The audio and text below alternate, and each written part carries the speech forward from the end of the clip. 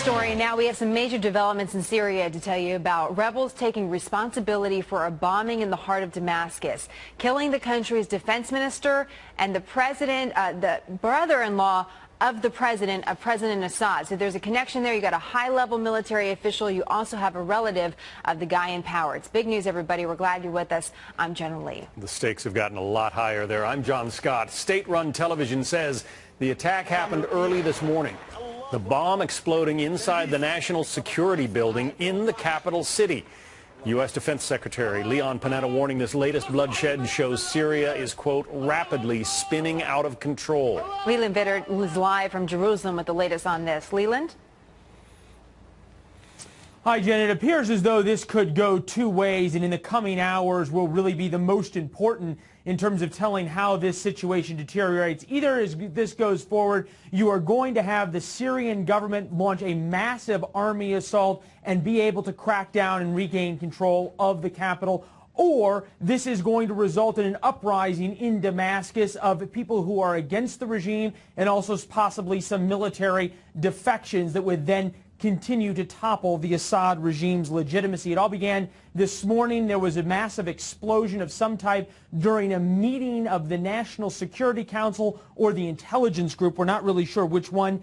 Either way, inside was the defense minister. He died, and also President Assad's brother-in-law, who was the intelligence chief of Syria.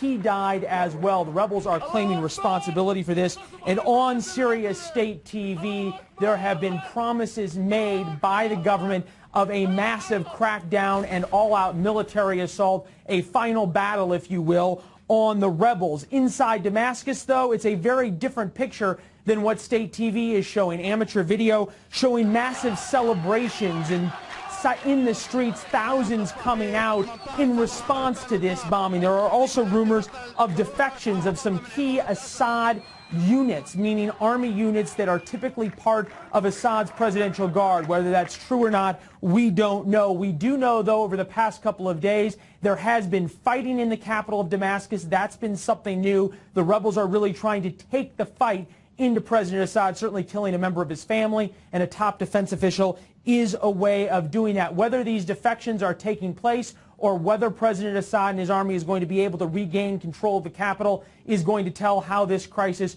will move in the coming days. On the diplomatic front, though, there hasn't been much change. In fact, Russia has come out once again today in support of President Assad and his regime, meaning that there is unlikely to be any action at the United Nations. Certainly, Jenna, though, either way this goes, things are going to get far worse. They will go from worse to terrible over the coming days. As we know, there have been reports of the Syrian regime bringing out chemical weapons from their storerooms for possible use against their civilians. Whether this kind of event would trigger that kind of crackdown, we don't know. But one thing is for sure, Jenna, over the coming days, what we thought was a bloody civil war is only going to get far bloodier. In a very real sense, that just means a lot more people dying inside Syria. Jenna, back to you. Hard to imagine it can get worse, but to your point, Leland, we know it's possible. A big story for us today as we watch these fast-moving developments.